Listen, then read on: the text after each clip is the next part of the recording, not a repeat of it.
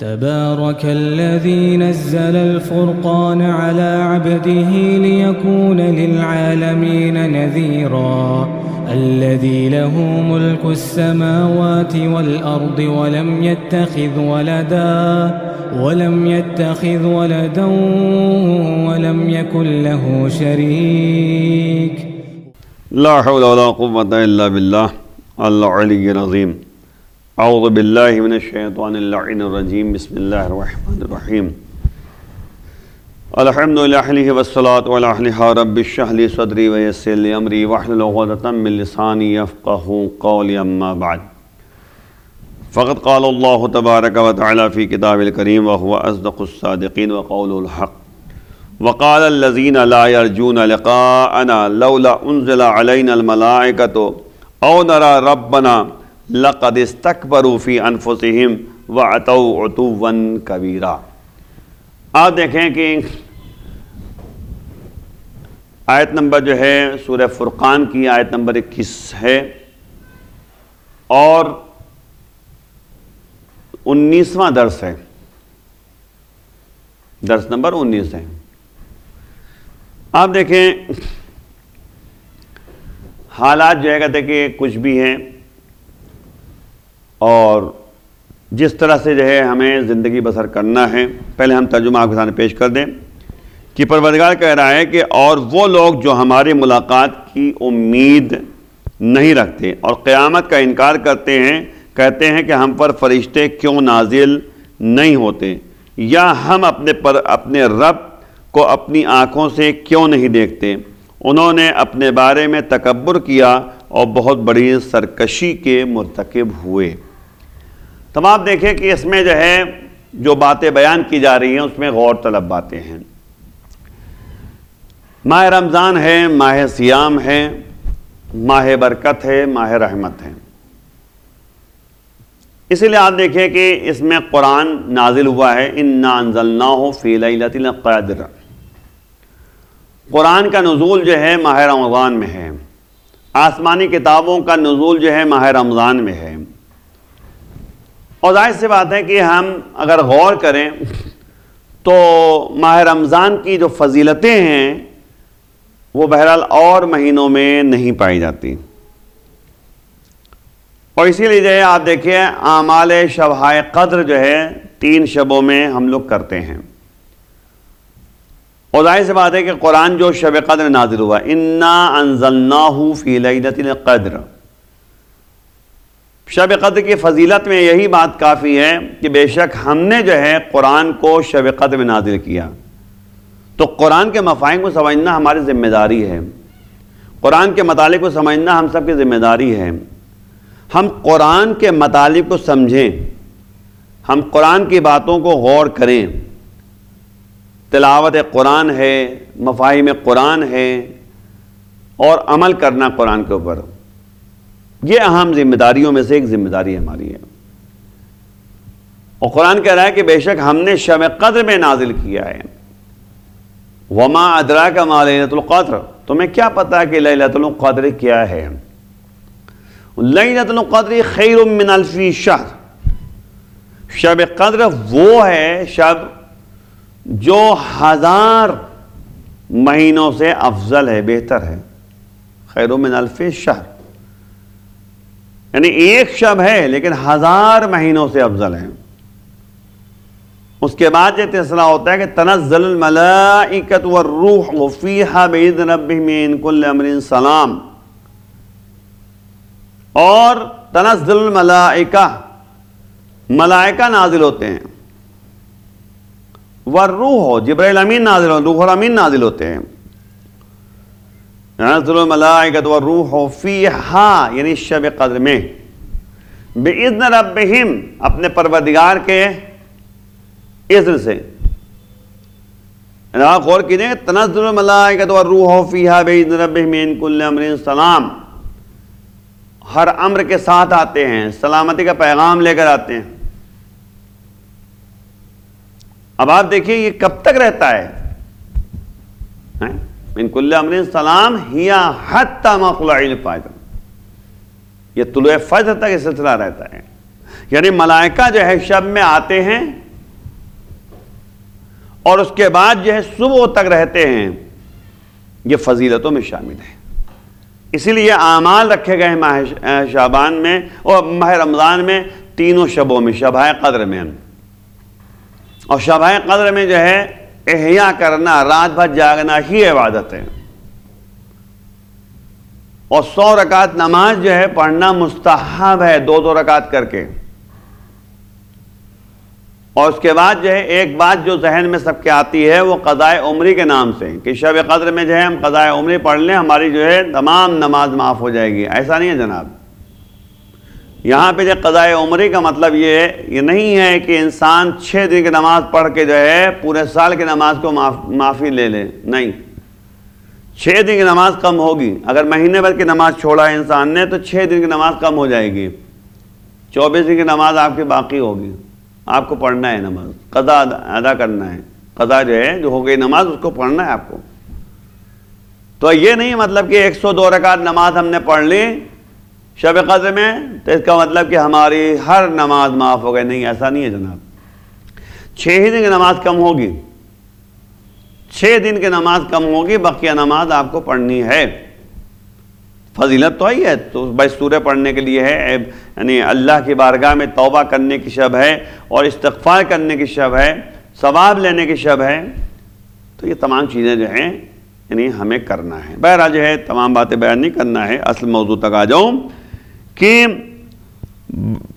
ہم پہلے بھی بتا چکے ہیں اس سلسلے میں کہ توحید و قیامت پر عقیدہ رکھنے کے نتیجے میں انسان پر جو فرائض عائد ہوتے ہیں اور اسے جو ذمہ داریاں جو ہیں نبھانا پڑتی ہیں، ان سے جان چھڑانے کے لیے ہر دھرم مشرکین نے پیغمبر خدا کی ذات پر مختلف قسم کے اعتراضات شروع کر دیے، اور انہوں نے اعتراض کیا، جن میں سے ایک یہ بھی تھا کہ پیغمبر ہماری طرح کھانا کھاتے ہیں، پیتے ہیں، پانی پیتے ہیں، اور کیوں ہماری طرح جو ہے بازار میں آتے جاتے رہتے ہیں؟ اس کا جواب یعنی ابھی ہم پڑھ چکے ہیں کہ پروردگار نے کہا کہ ما سلف اور ما سبق انبیاء بھی تھے جو اسی طرح کھانا کھاتے تھے اور پانی پیتے تھے، اور اسی طرح جو ہے وہ باقاعدہ جو ہے بازاروں میں چلتے پھرتے تھے، لوگوں سے ملاقات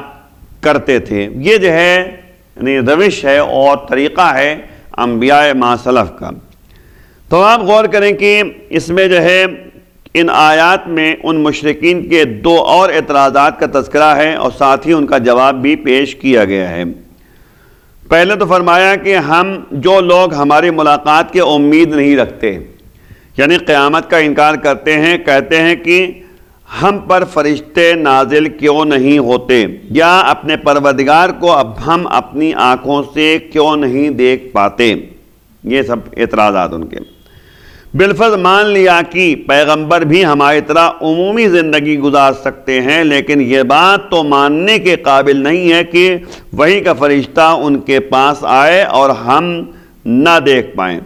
اگر فرشتہ ظاہری طور پر ہمیں نظر آئے اور آپ کی نبوت کی تصدیق کرے یا وحی کا کچھ حصہ ہمارے سامنے بیان کرے تو اس میں کیا حرج ہے؟ یا اگر ہم خدا کو اپنی آنکھوں سے دیکھ لیں تو ہمارے لیے شک و شبہ کی کوئی گنجائش ہی باقی نہ رہے۔ یہ سب اعتراضات ہیں۔ یہی باتیں جو ہے بار بار سوال کی صورت میں ہمارے سامنے آتی رہتی ہیں اور محمد کی دعوت کو قبول کرنے سے روکتی رہتی ہیں۔ اہم نقطہ یہ ہے کہ قرآن مجید ایسے اعتراض کرنے والوں کو لا یرجون لقاءنا کے عنوان سے موصوف کرتا ہے، جس سے پتہ چلتا ہے کہ ان بے بنیاد باتوں کا سرچشمہ آخرت پر ایمان سے انکار اور خدا کی طرف سے عائد ہونے والی ذمہ داریوں سے فرار ہے۔ سورہ آپ جو ہے ہجر میں جو ہے آیت نمبر 7 میں اگر آپ دیکھیں تو اسی طرح ملتی جلتی گفتگو ہے۔ کفار کہتے ہیں کہ اگر تو آپ اپنے قول میں سچے ہیں تو ہمارے لیے فرشتے کیوں نہیں لاتے تاکہ وہ آ کر آپ کی تصدیق کریں۔ آپ دیکھیں اسی طرح جو ہے سورہ فرقان کے شروع میں جو ہے بیان، اسی سورہ میں جو ہے شروع میں بیان کیا گیا تھا لولا انزل الیہ ملکن فیکون معہ نذیرا، آپ کے ساتھ جو ہے کوئی فرشتہ کیوں نازل نہیں کیا گیا تاکہ وہ بھی جو ہے لوگوں کو ڈراتا، لوگوں کو سمجھاتا۔ آپ یہاں پہ غور کریں کہ یہ جو جملہ ہے کہ یہ لوگ جو ہیں لا یرجون لقاءنا، ہمارے لقاء کے امیدوار نہیں ہیں، تو آپ سورہ یونس میں اگر آپ دیکھیے، سورہ یونس میں بھی اسی طرح کی آیتوں کا تذکرہ پایا جاتا ہے۔ سورہ یونس میں جو ہے تذکرہ پایا جاتا ہے کہ ان الذین لا یرجون لقاءنا ورضوا بالحیاۃ الدنیا واطمأنوا بها والذین هم عن آیاتنا غافلون اولئک مأواہم النار بما کانوا یکسبون۔ دیکھیں اس آیت کریمہ میں جو ہے بیان آیت نمبر 9 تقریباً ہے کہ 9 سے آگے بھی ہے 9-10، تو یہ جو ہے آیتیں ہم کو کیا بتا رہی ہیں؟ بے شک وہ افراد جو ہماری لقاء کے امیدوار نہیں ہیں، ہماری ملاقات کی امید نہیں رکھتے، یعنی قیامت پہ یقین نہیں رکھتے، ورضوا بالحیات الدنیا، اور ان کی خاصیت یہ ہوتی ہے کہ یہ دنیاوی زندگی پر راضی ہو جاتے ہیں، یعنی وہ مطمئن ہو جاتے ہیں، واطمأنوا بها، اور دنیاوی زندگی پر اطمینان حاصل کر لیتے ہیں، والذین هم عن آیاتنا غافلون، اور ان کی خاصیت یہ ہوتی ہے کہ ہماری نشانیوں، ہماری آیات سے غفلت کرتے ہیں۔ یہاں آیات سے مراد جو ہے اہل بیت کی ولایت ہے، علی کی ولایت ہے، یعنی اب آپ غور کیجئے کہ لقائے خدا کی امیدواری جس کے پاس نہیں ہے، وہ در حقیقت وہ افراد ہیں جو ولایت علی کو قبول نہیں کرتے، جو دنیاوی زندگی پر راضی ہو جاتے ہیں، اطمینان حاصل کر لیتے ہیں، دنیا پرست حضرات ہوتے ہیں۔ پھر اللہ کہتا ہے اولئک مأواہم النار، ان کا ٹھکانہ جو ہے نار ہے، جہنم ہے، بما کانوا یکسبون، جو کچھ انہوں نے دنیا میں کسب کیا ہے۔ تو آپ غور کریں کہ یہ دنیا پرستی جو ہے انسان کو کبھی بھی حق کو قبول کرنے کی طرف جو ہے وادار نہیں کرتی۔ حق سے دور رہنے کے لیے یہی کافی ہے کہ انسان دنیا پرست ہے، اللہ کی ملاقات سے امیدواری نہیں رکھتا ہے، قرآن کے بارے میں انکار کرتا ہے۔ آپ دیکھیں سورہ کہف کی آخری آیت، آپ دیکھیے سورہ کہف کی آخری آیت دیکھیے، من کان یرجو لقاء ربہ فلیعمل عملا صالحا ولا یشرک بعبادت ربہ احدا۔ آخری آیت میں جو یہ فقرہ موجود ہے کہ جو بھی ہماری لقاء کے امیدوار ہیں، جو چاہتے ہیں کہ ہم سے ملاقات کریں، قیامت کے بارے میں یقین رکھتے ہیں، قیامت کے بارے میں جانتے ہیں، امید لگائے بیٹھے ہوئے ہیں قیامت میں ہمارے لیے جزا اور سزا ہے، تو اس کے لیے ضروری ہے فَلْيَعْمَلْ عَمَلًا صَالِحًا، پہلی منزل یہ ہے کہ عمل صالح انجام دے۔ اگر آخرت کو سدھارنا ہے تو عمل صالح انجام دینا پڑے گا۔ وَلَا يُشْرِكْ بِعِبَادَتِ رَبِّهِ أَحَدًا، اور اپنے پروردگار کی عبادت میں کسی کو شریک قرار نہ دے۔ دو باتیں جو ہے پروردگار نے بیان کیا ہے کہ قیامت کے امیدوار، آخرت کے امیدوار وہ افراد ہوتے ہیں جن کے اندر اعمال صالحہ موجود ہے، یعنی وہ عمل صالح انجام دیتے ہیں اور اپنے پروردگار کی عبادت میں کسی کو شریک قرار نہیں دیتے۔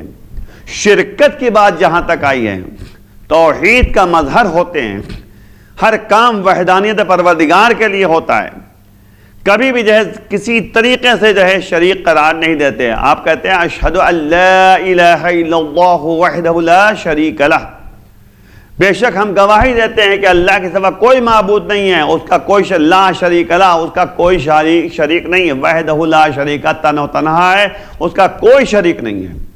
تو آپ غور کیجئے وحدانیت پروردگار، وہی قولوا لا الہ الا اللہ تفلحوا، لا الہ الا اللہ کہو کامیابی تم کو ملتی چلی جائے گی۔ تو وحدانیت پروردگار کو جو ہے قبول کرنا یہ ہم سب کی ذمہ داری ہے۔ کامیابی اسی میں ہے کہ توحید کو مان لے، وحدانیت پروردگار کے اقرار کرے۔ ہاں صرف دعویٰ ہوتا ہے کہ ہم اللہ کو مانتے ہیں، لیکن اللہ کی بات کو ٹھکرا دیتے ہیں۔ ہم دعویٰ ہمارا ہے کہ اللہ کو ہم پہچانتے ہیں، معرفت ہمارے پاس ہے، ہم سے زیادہ کون اللہ کو پہچانتا ہوگا، لیکن نہیں، حقیقت میں دل کے گہرائیوں سے انسان سوچے کہ کتنا اللہ کو جو ہے مانتا ہے، کتنا اللہ کی رضا حاصل ہے اس کے لیے، کتنا وہ اللہ کے بارے میں جانتا ہے، معرفت کتنی ہے، یہ سمجھنے کی ضرورت ہے۔ لقاء اللہ، آپ دیکھیں دنیا پرستی جہاں پہ ہم نے سورہ یونس کی آیت کریمہ ہم نے بیان کی آپ کے سامنے کہ جو افراد جو ہے قیامت کے امیدوار نہیں ہیں، لقاء پروردگار کے امیدوار نہیں ہیں، تو اور دنیاوی زندگی پر راضی ہو جاتے ہیں اور دنیاوی زندگی پر مطمئن ہو جاتے ہیں، اور وہ ایسے ہیں جو ہماری نشانیوں سے غفلت کرتے ہیں، غافل رہتے ہیں، ان کا ٹھکانہ کیا ہے؟ جہنم ہے، نار ہے، بما کانوا یکسبون۔ کیوں کی؟ اس لیے کیونکہ دنیا میں جو کچھ کسب کیا ہے ان کے لیے جو ہے حاصل ہے، ان کے لیے موجود ہے۔ تو یاد رکھیے دنیا میں من یعمل مثقال ذرۃ شرا یرا، جس نے ذرہ برابر بھی جو ہے برا کام انجام دیا روز قیامت اس کے سامنے ہے۔ کبھی بھی جو ہے کہتے کہ کوئی چیز یعنی چھپنے والی نہیں ہے۔ دعائے کمل میں آپ دیکھیے پروردگار کی بارگاہ میں مولا کے جملے موجود ہیں دعائے کمل میں کہ پروردگار تو نے جو ہے کرام کاتبین کو معین کیا ہے تاکہ وہ ہمارے اعمال کو ثبت کریں، برائیوں کو ثبت کریں، لکھیں، اور ان کو گواہ بنایا ہے ہمارے اعضاء و جوارح کے ساتھ۔ وانت الرقیبہ، تو ہی جو ہے کہتے دیکھ نظیر ہے، تو ہی بھی جو ہے نگراں ہے، تو بھی دیکھ رہا ہے۔ اور بہت سی ایسی باتیں ہیں جو کرام کاتبین کی نظر سے گزر جاتی ہے چیزیں اور وہ نہیں دیکھ پاتے، نہیں لکھ پاتے، تو اللہ لیکن جو ہے اس کا شاہد ہے، اس کی گواہ ہے، وہ پروردگار اس کا گواہ ہے۔ تو کوئی تو چھپنے والی نہیں ہے۔ تو اس لیے جو ہے ایک ایک چیز، ایک ایک پوائنٹ کی طرف جو ہے توجہ کرنا چاہیے ہمیں، ذرہ ذرہ زبان کو کنٹرول میں رکھنا، اپنے اعمال کو کنٹرول میں رکھنا، اپنے جو ہے کہتے کردار کو کنٹرول میں رکھنا، دوسرے کے حق کو ضائع نہ کرنا، یہ سب ذمہ داری ہماری عائد ہوتی ہے۔ اب دیکھیں یہ تمام باتیں جو ہیں ہمارے سامنے جو پائی جاتی ہیں وہ یہی ہے کہ انہوں نے کہا تھا کہ یا تو ہمارے پاس جو ہے کوئی یعنی نبی کے ساتھ جو ہے کوئی فرشتہ آ جاتا جو نبی کے ساتھ رہ کر جو ہے ان جیسے وہ ڈراتے ہیں ویسے یہ بھی ڈراتے رہتے ہیں، یہ فرشتہ بھی ڈراتا رہتا۔ جبکہ ایک حق طلب انسان کسی بات کے ثبوت کے لیے صرف دلیل ہی طلب کرتا ہے، اس دلیل کی نوعیت خواہ کچھ بھی ہو۔ جب اسلام کے عظیم الشان پیغمبر نے قرآن سمیت متعدد معجزات پیش کر کے اپنی دعوت کی حقانیت و صداقت کو روز روشن کی طرح ثابت کر دکھایا تو پھر ان بے بنیاد باتوں اور ہیلا اور بہانوں کا کیا مطلب و کیا فائدہ، کیا معنی ہے؟ یعنی قرآن جو ایک معجزہ بن کر آیا ہے، قرآن ایک معجز نما ہے۔ جب معجزہ جو ہے نبی نے دکھایا ہے، ظاہر بات قرآن نے یہ تو کہتا ہے کہ تحدی قرآن، چیلنج کیا قرآن نے، لا کے دکھاؤ، کوئی نہیں، عاجز رہے لوگ۔ جب جو ہے قرآن کی آیتوں کو جو ہے خانہ کعبہ کے اوپر لکھ کے ٹانگ دیا گیا تھا تو ہر کوئی ادھر سے گزرتا تھا، ما ھذا کلام البشر، یہ کلام بشر ہو ہی نہیں سکتا، یہ اللہ کلام نہیں ہو سکتا۔ تو وہی مسئلہ ہے کہ سب سے بڑی بات یہ ہے کہ انسان حقائق کو سمجھے، حقیقت اس کے لیے واضح ہو جائے تب تو صحیح ہے، ورنہ کیا ہے انسان چند دن کی زندگی پھر اندھیری رات۔ آپ دیکھیں سورہ یونس کی، بس جلدی سے آپ کے ساتھ ترجمہ کر دوں، گفتگو تمام کرتا ہوں۔ اولئک مأواہم النار بما کانوا یکسبون، ان کا ٹھکانہ کیا ہے؟ جہنم ہے، جو کچھ انہوں نے کسب کیا تھا دنیا میں۔ اور پھر دیکھیں ان الذین آمنوا وعملوا الصالحات یہدیہم ربہم بایمانہم، بے شک وہ افراد جو اہل ایمان میں سے ہیں اور اعمال صالحہ انجام دیتے ہیں، یہدیہم ربہم بایمانہم، اللہ ان کو ہدایت کا راستہ دکھاتا ہے ان کے ایمان کے ذریعے۔ جیسا ایمان ویسے ہدایت کا راستہ، جتنا ایمان کے درجات بڑھتے چلے جائیں گے اتنا ہی ہدایت کے راستے بھی اس کے لیے ہموار ہوتے چلے جائیں گے۔ اسی لیے کہا گیا کہ ایمان کی حقیقتوں کو سمجھو، ایمان کے مسائل کو سمجھو، ایمان کے بارے میں جانو کہ ایمان کی حقیقت کیا ہے۔ در حقیقت ہمیں جو ہے ایمان کی جو منزل ہے اس کی توجہ ہمارے پاس نہیں ہے، ورنہ آپ سلمان فارسی دیکھیے 10ویں درجے فائز تھے۔